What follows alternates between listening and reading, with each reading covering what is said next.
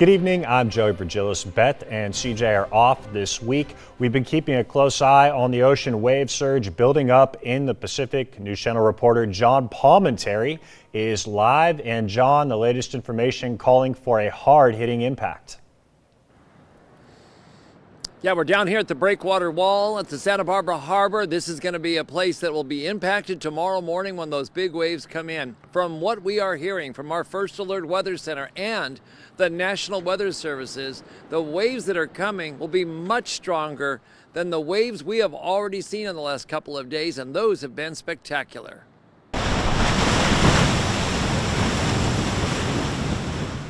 The warnings are out, and they are serious.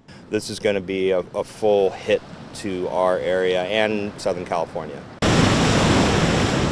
Those following the surf, the building swells, and the powerful ocean pulses now winding up at sea are on social media and going out in person with a message to prepare. You're on the beach, remove anything underneath your house and consider getting some plywood and battening the hatches, because by tomorrow morning it'll be too late. For the last 2 days, the opening act has already been very impressive waves. At Ventura Surfers Point, it was getting crowded with some surfers out now and others unsure if they will test their skills when the big ones arrive. It's always fun to come out and see who's willing to risk it, who's going to get rescued, and see how long it takes until lifeguards kick everyone out. There are many places on the Central Coast with piers, jetties, and overlooks to get a close-up look at the big waves. And here at Butterfly Beach in Montecito, when the waves are over here, it's safe. When they're slamming against this wall and going over your head, it's the wrong place to be. They said Friday that's when the 10 to 15 foot day is coming.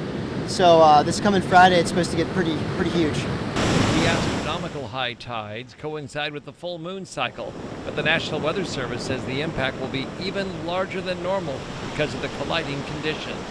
Yeah, usually the end of the winter months, as much of a winter as California has, they call it the King's Tide that comes in. That's when we get that huge surf that's about 10 to 15 feet, start building up.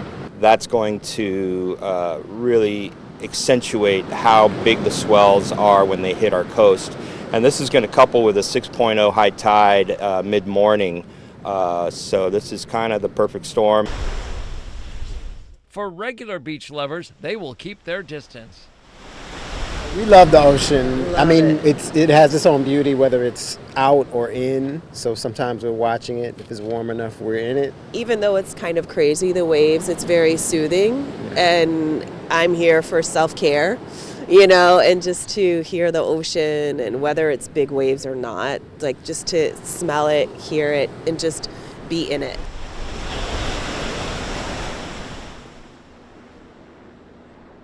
So there are some areas that are of particular concern on the Central Coast. In Morro Bay and the jetty there, that would be a place to avoid. It can get hit very hard. And not far from where I'm standing on Ledbetter Beach, there's tidal overflow that we've already seen this year. And that will happen again with these storm surges. And that will go over the sand into the parking lot more than likely. The Harbor Patrol is going to be out in full force around here as well, and they're also going to be checking up and down the coastline in different cities for what their initial needs are. From Carpinteria, the sand berm there has been built to protect the apartments, and next to me at the yacht club, the sand berm is up, and that's set to protect that structure, although last year it got eroded away. We'll watch it very closely. Reporting live from the Santa Barbara Harbor and Waterfront this evening, I'm News Channel reporter John Palmentary. Tremendous work out there, John, and here in the studio, Krista and Annika will be monitoring things as well. Here at home, residents in Port Hueneme are trying to